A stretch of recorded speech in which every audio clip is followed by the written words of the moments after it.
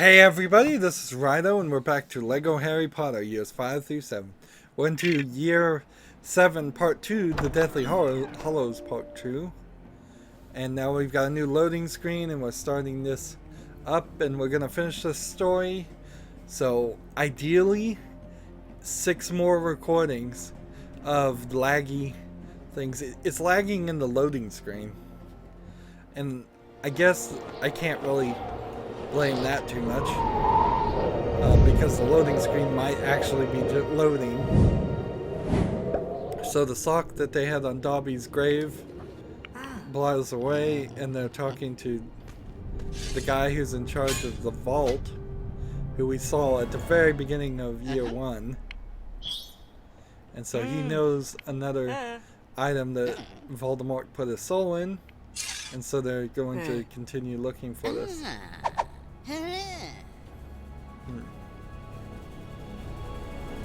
So here, I believe they are dressing up. For a second there, I thought he was gonna train him by being on his shoulders, like a Star Wars reference. But nope.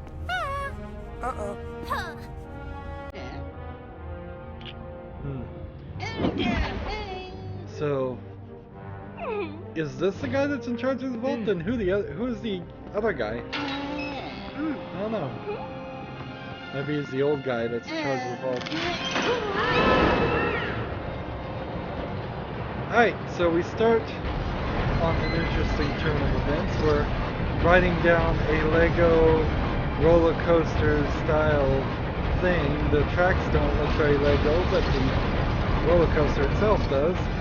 We're hitting things to trigger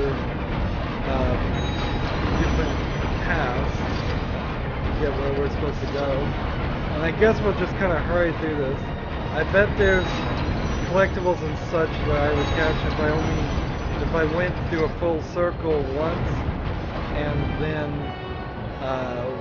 went through a second circle after hitting just one of the lights, and then went through a third circle after hitting another one of the lights. But not interested in collectibles. We're not going to get 100% here. And then the car just drops them.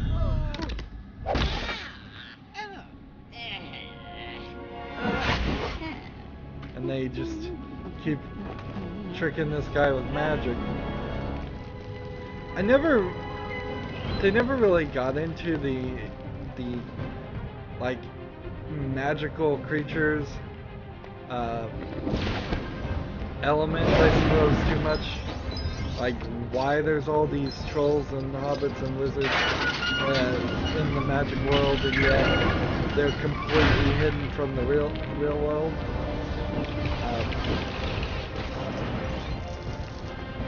I assume at a certain point the story gets really dark and nasty, because I bet all the magical creatures were wandering around at one point, and then they had like the Salem witch trials and Inquisition, and all of that caused everybody to go into hiding. And that's actually kind of the whole problem with all these wizards, is they're terrified people in hiding from something that happened 100 years ago, but still probably would happen if they came out even today. It was only in the like 80s and 90s the United States had this thing called the Satanic Panic, in which they thought all the rock music that was talking like it was devil music playing backwards and all that they played into that was an actual concern, and caused records to actually be burned. No people, thankfully, got burned in this process, or not, if maybe one or two fringe case, but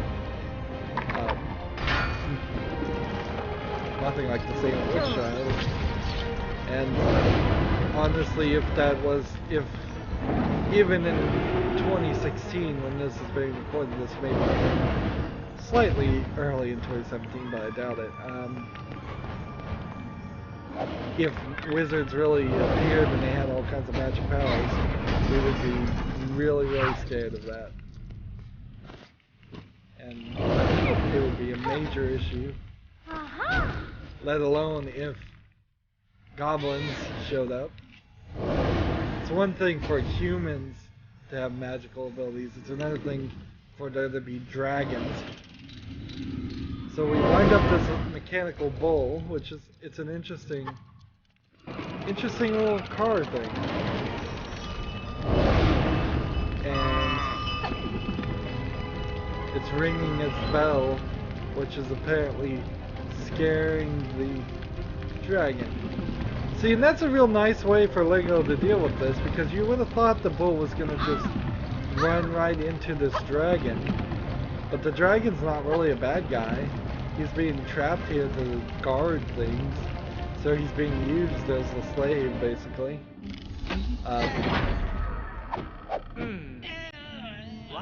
So the Ministry of Magic couldn't get a court order and open this vault. I mean, just basically say, we need the vault of all these bad people to see what things they have. And so he touches stuff, and everything that gets touched starts duplicating like crazy.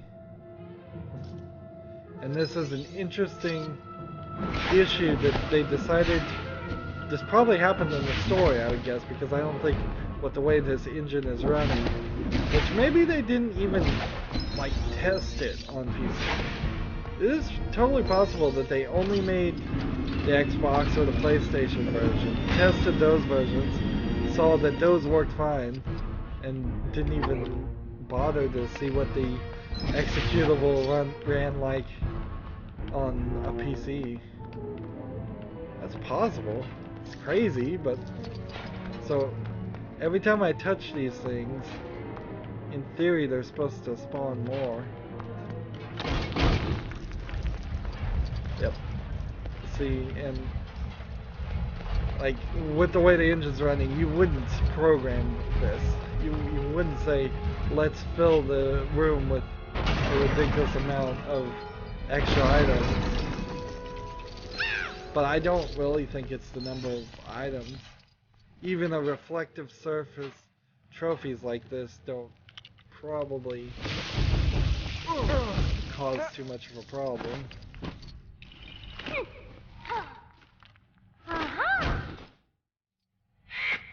So the real question is, what else is in this room?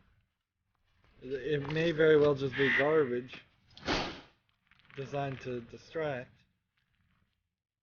or cursed items designed just to hurt anybody looking around. But sadly, there's nothing here. Key guy, you can do this much. Come on, why didn't you turn it all the way? I don't think it's gonna work until I use the light over here. And that means I need Ron's deluminator. So the little animation he does where he taps the bottom of it actually is kind of a problem, because it takes extra time whenever you activate this thing. Of course, I'm having problems all over the place.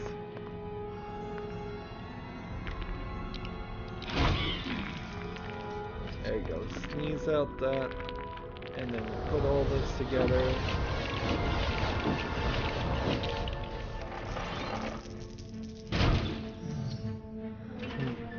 A magical hand opens the chest, and it releases a bunch of Parsertone things. Because, particularly starting with the 6th story, you don't really spend any time in Hogwarts, the whole Slytherin, Gryffindor, whatever the other two houses are, Ravenclaw and Hufflepuff, that's it. So you try to pick that up and it just fills the room more and more. All that element is easily forgotten at this point, because it's really just Harry Potter, his two friends Hermione and Ron, and the bad guys, and whoever Harry Potter and Hermione and Ron get to work with them for that one level.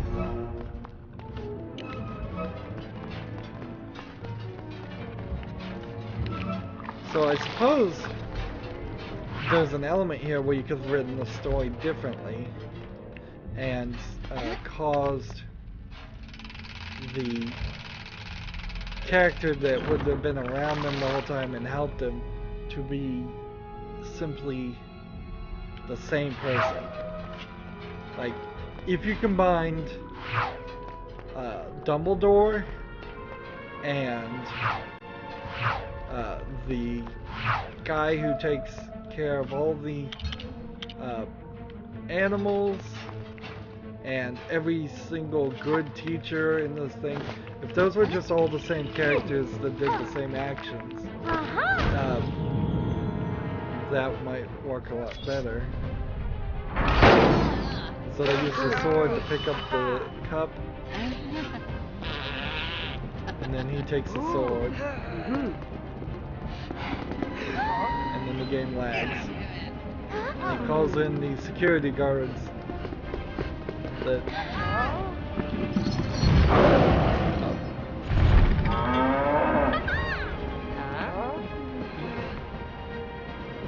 so it turns out the guy that was working with us was a bad guy. Sword. They were too trusting there.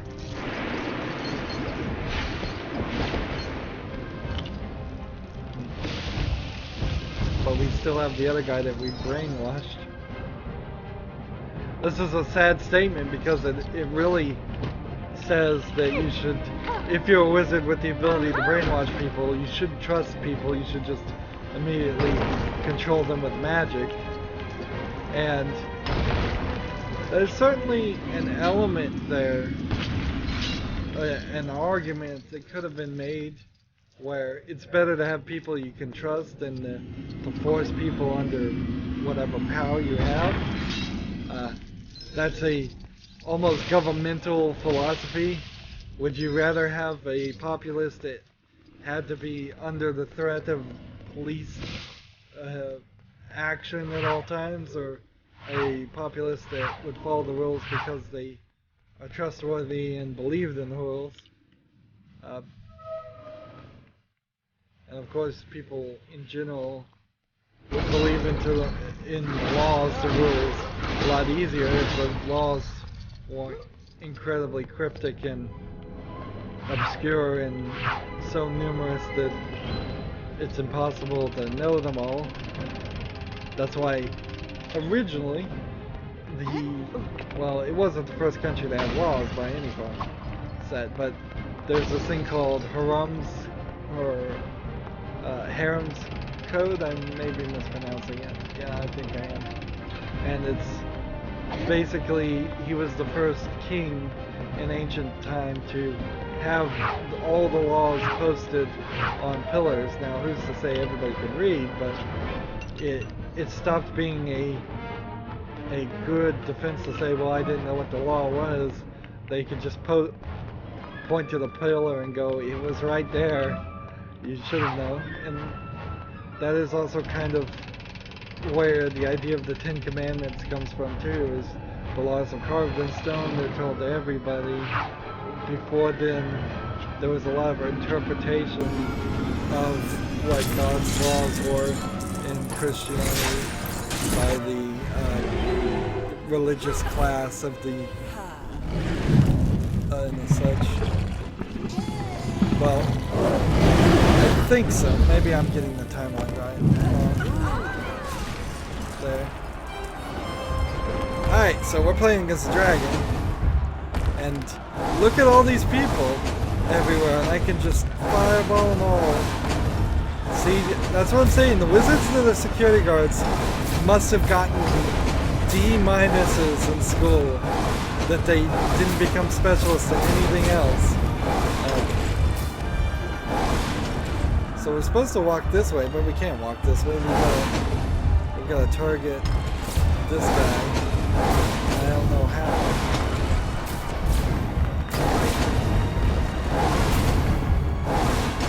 I don't know what I'm actually supposed to do. Like, all I can do is hit X or B, and there's no jumping.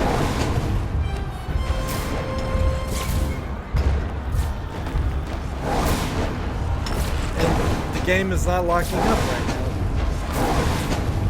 It's like, in these scenes where they know there's going to be a lot of AIs going, they take more resources, and by taking more resources, the game runs correctly. Ah, I see now. So, instead of controlling the dragon, I am supposed to have hit Y and control the girl, and then switch back and control the dragon so I can target more of these guys. Is this the same guy I'm hitting and he's cloned himself, or am I hitting a different group of them?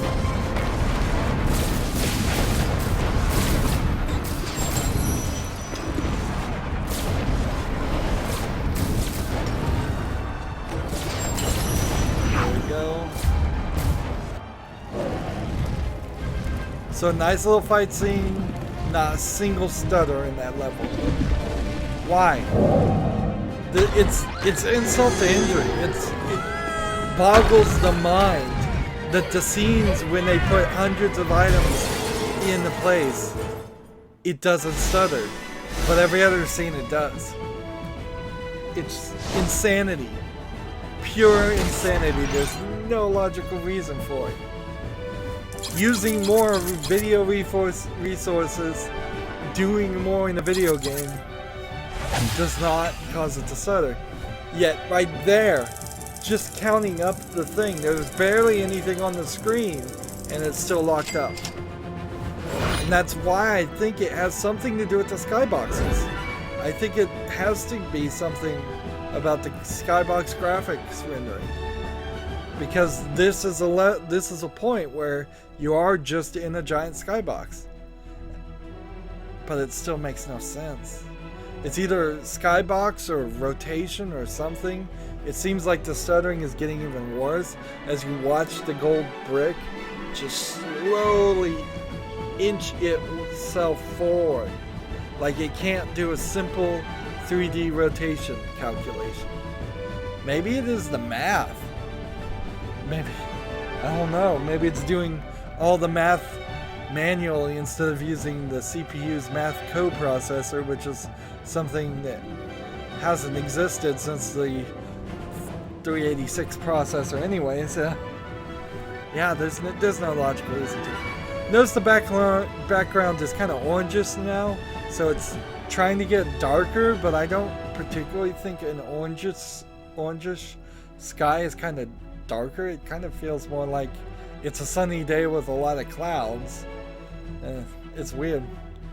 They might as well have just gone like pitch black with a few stars at this point, because they're not going to change the background anymore. Anywho, that's it for this recording. As always, I ask you to like, share, subscribe, comment if you want to, and watch every second of my videos. All that helps out. If you want to support me further, you can click on my name, Rydo. On the right will be a blue button that says support this channel. Click it, make a donation. And if you want to friend or follow me on basically any social media sites, there's a whole bunch of links down below. Thank you for watching. Have a good evening.